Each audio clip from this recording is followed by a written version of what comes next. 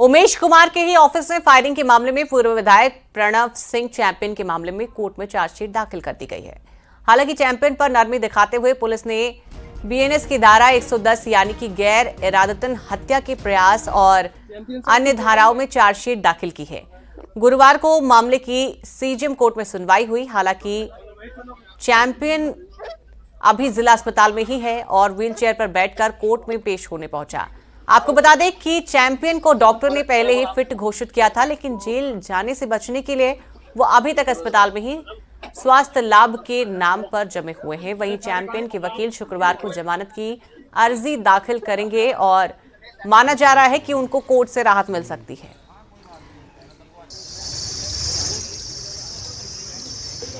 देखिए, आज सीओ रुड़की ने इसमें चार्जशीट दाखिल करी है।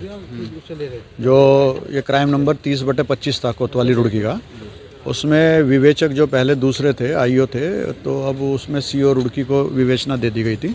उसमें उन्होंने चार्जशीट दाखिल करी है। उन्होंने 110 बीएनएस करी है, 109 को काट दिया गया है, यानी 307 को काट के 308 कर दिया है। कैबिनेट मंत्री प्रेमचंद अग्रवाल के बयान पर खड़ा हुआ बखेड़ा बीजेपी संगठन और सरकार के लिए सिरदर्द बन गया है। बीजेपी ये कह रही है कि अब सीएम पुष्कर सिंह धामी को सख्त लहजे में ऐसे बयान देने वालों को चेताया है, तो बीजेपी कांग्रेस में वार पलटवार जारी है। ये रिपोर्ट देखिए।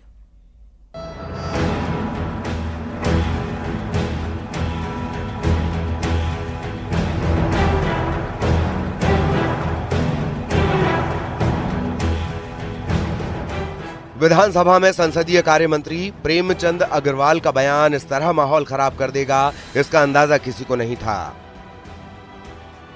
प्रेमचंद अग्रवाल की जब माफी, खेद, गंगा में जाना कुछ काम नहीं आया, तो पहले दिन से लेकर गुरुवार तक खुद मुख्यमंत्री पुष्कर सिंह धामी को मोर्चा संभालना पड़ा। मंत्री प्रेमचंद के बयान ने पहाड़ और मैदान के बीच ऐसी बहस खड़ी कर दी कि मंत्री, विधायक, स्पीकर सब बोल पड़े, जिसकी जो समझ में आया कहता चला गया। तो कांग्रेस ने मुद्दे को पहाड़ी राज्य की भावना और अस्मिता से जोड़ दिया। अब सरकार के मंत्री, विधायक, सांसद, नेता ही जब मुद्दे पर बटे हों, तो गुरुवार को मुख्यमंत्री पुष्कर सिंह धामी को सख्त अंदाज में सबको समझाना पड़ा। एक बार सख्त लहजे से उन सभी लोगों को, चाहे वो कोई भी हो, हमारे मंत्री हो, विधायक हो, सांसद हो, जनप्रतिनिधि हो या आम उत्तराखंडी क्यों न हो, सभी से कहना चाहूंगा कि उत्तराखंड की एकता के साथ खिलवाड़ करने वालों को हमारी सरकार बिल्कुल भी माफ नहीं करेगी। इसलिए आज के बाद इस प्रकार के भड़काऊ बयानों को भी गंभीरता से लिया जाएगा और उत्तराखंड की अस्मिता से खिलवाड़ करने वालों पर सख्त कार्रवाई सुनिश्चित की जाएगी, जो भी हमारी एकता को नुकसान पहुंचाने का काम करेगा। जिस वक्त मुख्यमंत्री उत्तराखंड को नुकसान पहुंचाने वाले बयानों पर कार्रवाई की बात कर रहे थे, सदन में कागज फाड़ने वाले बद्रीनाथ के कांग्रेस विधायक लखपत बुटोला बीजेपी के मंत्री, विधायक, सांसद और नेताओं पर हल्ला बोल रहे थे। बात यहाँ भी पहाड़ी राज्य उत्तराखंड की पहचान और अस्मिता से जुड़ी थी, तो मांग मंत्री पर कार्रवाई की हुई। वहीं अपने मंत्री, विधायक, सांसद के पहाड़ मैदान पर अलग अलग बयान और ज्ञान से परेशान बीजेपी ने कांग्रेस को कोसा। ये बात है बीजेपी कांग्रेस की नहीं, ये बात अस्मिता से जुड़ा हुआ है, स्वाभिमान से जुड़ा हुआ है और उस उत्तराखंड के शहीदों के सपनों से जुड़ा हुआ है, जिस पे ये राज्य की अवधारणा हुई थी, जिसके लिए लोग शहादत दी है, जिसके लिए राज्य बना है। उन लोगों को सोचना पड़ेगा कि इस तरह से अगर ये उत्तराखंड रहेगा तो हमें आगे क्या करना पड़ेगा। देखिए, प्रेमचंद अग्रवाल ने जो कुछ कहा उसको कोई भी स्वीकार नहीं कर सकता। उन्होंने खेद प्रकट किया है, क्षमा याचना की है और ऐसे शब्द नचा के जब निकलते हैं तो समाज के अंदर उसकी एक प्रकार से ऐसी परिणति देखने को मिलती है। लेकिन कांग्रेस के नेताओं से भी मैं आग्रह करूंगा कि देवभूमि के स्वरूप को बिगाड़ने का काम न करें। उत्तराखंड में कौन कहां से आया, कौन पहाड़ी और कौन बाहरी, मंत्री प्रेमचंद अग्रवाल के बयान के बाद इस पर बीजेपी के सब नेताओं ने अपना अपना ज्ञान दिया, लेकिन बीजेपी के मंत्री, विधायक, सांसद और नेताओं का ज्ञान कहीं बीजेपी को भारी न पड़ जाए, इसीलिए कार्रवाई की चेतावनी देते हुए मुख्यमंत्री पुष्कर धामी ने उत्तराखंड को बांटने वाले बयानों पर लगाम लगाने को कहा। दीपांकर भट्ट, न्यूज़ 18, देहरादून।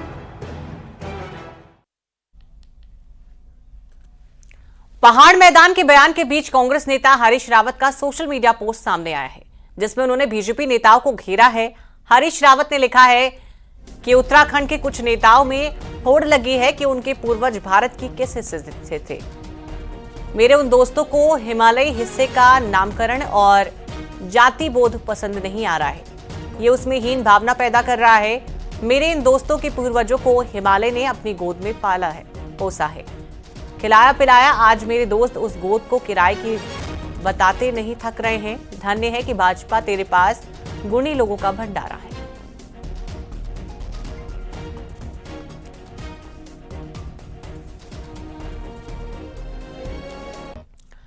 पहाड़ मैदान की बयानबाजी थमने का नाम नहीं ले रही है। सियासत चमकाने के लिए कई नेता उछल उछल कर बयान दे रहे हैं, तो कई नेताओं के पुराने बयानों को खोद खोद कर निकाला जा रहा है। ऐसे ही एक बयान के लिए अब मंत्री सुबोध उनियाल भी ट्रोल हो रहे हैं।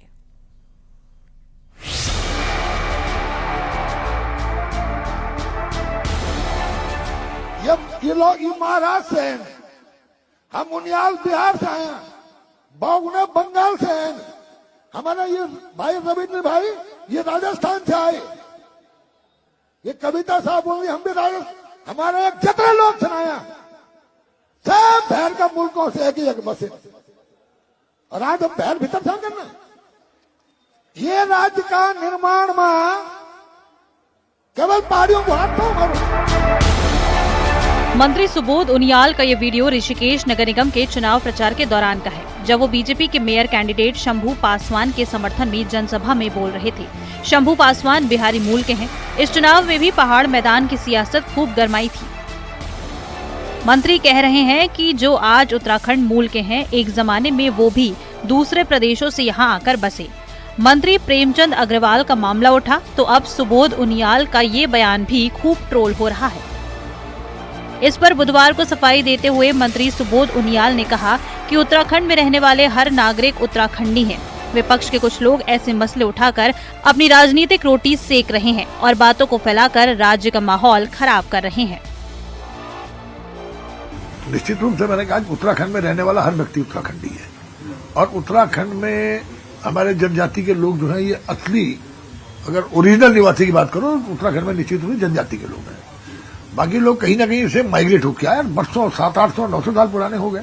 मेरा कहना यह था कि जो उत्तराखंड में रह रहा है वो उत्तराखंडी है, और इस भावना को कुछ लोग राजनीतिक कारणों से जानबूझ करके इसको फैला करके कहीं ना कहीं वातावरण को दूषित करना चाहते हैं।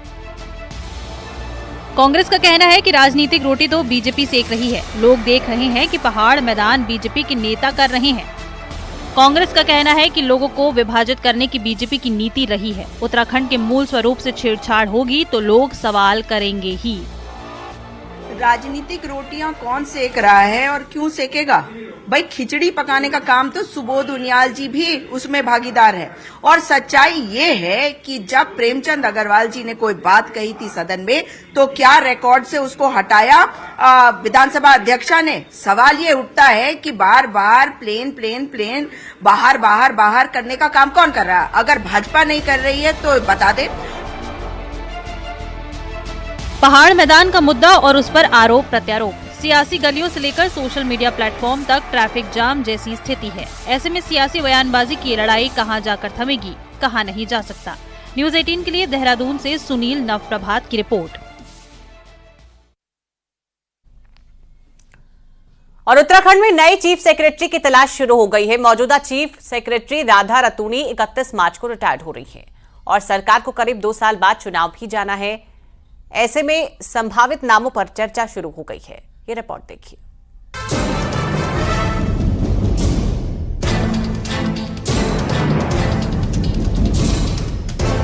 1988 बैच की आईएएस अफसर राधा रतूड़ी ने 31 जनवरी 2024 को चीफ सेक्रेटरी का कार्यभार संभाला था। तब से 2 बार 6-6 महीने के लिए उनका कार्यकाल बढ़ाया गया। अब ये समय सीमा भी 31 मार्च को पूरी होने जा रही है, लिहाजा नए मुख्य सचिव की ताजपोशी तय है। राधा रतूड़ी के बाद सीनियरिटी के हिसाब से 1992 बैच के आईएएस अफसर आनंद वर्धन का नंबर आता है। आनंद वर्धन वर्तमान में अपर मुख्य सचिव हैं। जबकि दूसरे नंबर पर आते हैं 1997 बैच के IAS अफसर RK सुधांशु। नए चीफ सेक्रेटरी की राह आसान नहीं होने वाली, क्योंकि करीब 2 साल बाद विधानसभा चुनाव हैं, तो इसी साल पंचायत चुनाव और 2027 में हरिद्वार अर्धकुंभ भी होना है। साथ ही सरकार की प्राथमिकताओं में शामिल प्रोजेक्ट को पूरा करने का टारगेट भी है। के नियम, कानून, कायदे हैं, उनके आधार पर ही नए चीफ सेक्रेटरी उत्तराखंड को मिलेंगे। लेकिन जो भी नया चीफ सेक्रेटरी आएगा वो आप निश्चित तौर पर ये समझिए कि भाई जो सरकार की प्राथमिकताएं हैं और जो इस प्रदेश की जनता चाहती है उसी को हमने धरातल पर उसी को इम्प्लीमेंट करना है। नए चीफ सेक्रेटरी को लेकर देहरादून से दिल्ली तक गंभीरता से मंथन जारी है।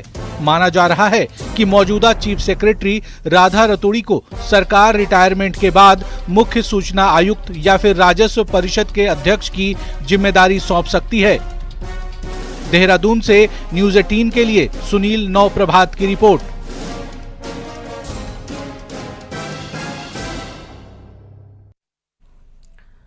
और उधरपुर से बड़ी खबर आ रही है। यहां आदर्श कॉलोनी में कुछ लोगों ने तलवार और डंडे लेकर एक घर में घुसने की कोशिश की है, लेकिन इस दौरान परिवार वालों ने मेन गेट के अंदर से बंद कर लिया और उन्हें घर में नहीं घुसने दिया। लेकिन इस दौरान वहां पहुंचे उपद्रवियों ने बाहर खड़ी कार को तलवार और डंडों से बुरी तरह से तोड़ दिया। ये पूरी वीडियो सीसीटीवी में कैद हुई है, जो कि बेहद डरावने वाली वीडियो है।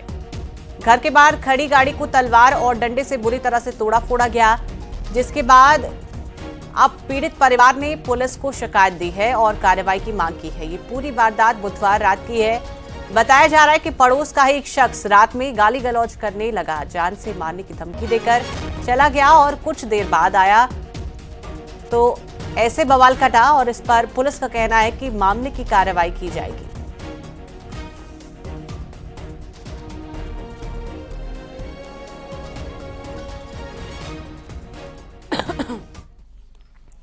और यहां वक्त है पहाड़ टॉप 10 की। केदारनाथ धाम के साथ चार धाम यात्रा को लेकर सरकारी मशीनरी तैयारियों में जुट गई है। पीडब्ल्यूडी के अपर सचिव ने स्लाइडिंग जोन का निरीक्षण किया। हल्द्वानी में दस्तावेज लेखकों यानी कि आराध्य नवीसों का धरना प्रदर्शन तीसरे दिन भी जारी है। ये सभी ऑनलाइन रजिस्ट्री का विरोध कर रहे हैं। अल्मोड़ा में बीजेपी जिलाध्यक्ष बनने के लिए राय शुमारी शुरू हो गई है। 10 जिलों ने जिलाध्यक्ष बनने के लिए आवेदन किया है। देहरादून में बार एसोसिएशन की नई कार्यकारिणी ने शपथ ली और नए कार्यालय का रोड मैप भी शेयर किया। पिथौरागढ़ पहुंची पहाड़ी हिंदू आर्मी की यात्रा से जुड़े लोगों ने कहा कि उनका लक्ष्य पहाड़ में रहने वाले हिंदुओं के हितों की रक्षा करना। राज्य में सहकारिता चुनाव को लेकर हाईकोर्ट ने राज्य स्पेशल अपील को खारिज कर दिया है और एकल पीठ के आदेश पर मुहर लगा दी है।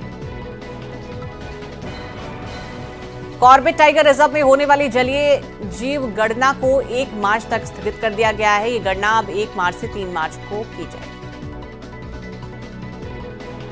नैनीताल में एक राष्ट्र एक चुनाव को लेकर बीजेपी की बनाई समिति लोगों के विचार ले रही है, जिसकी रिपोर्ट पार्टी को दी जाएगी। चमोली में आज आईटीबीपी ने मनाया सेवा दिवस। इस दौरान आईटीबीपी ने भूतपूर्व सैनिकों को सम्मानित किया।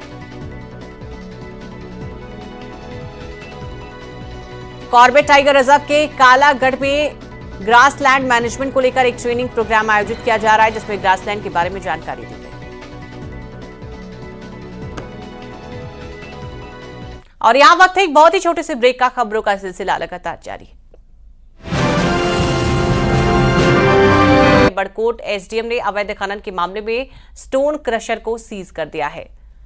साथ ही अवैध खनन और भंडारण के मामले में 70,34,000 का जुर्माना भी लगाया गया है। नगर पालिका अध्यक्ष विनोद डोभाल और उनके साथ को पुलिस बुधवार को ही गिरफ्तार कर चुकी है।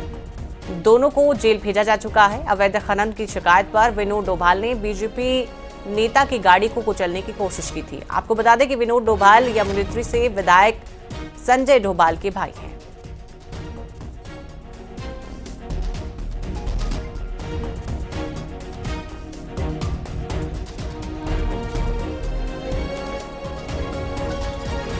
और वहीं रुद्रप्रयाग में साइबर ठगी का एक चौंकाने वाला मामला सामने आया है, जिसके जानकर आप भी दंग रह जाएंगे।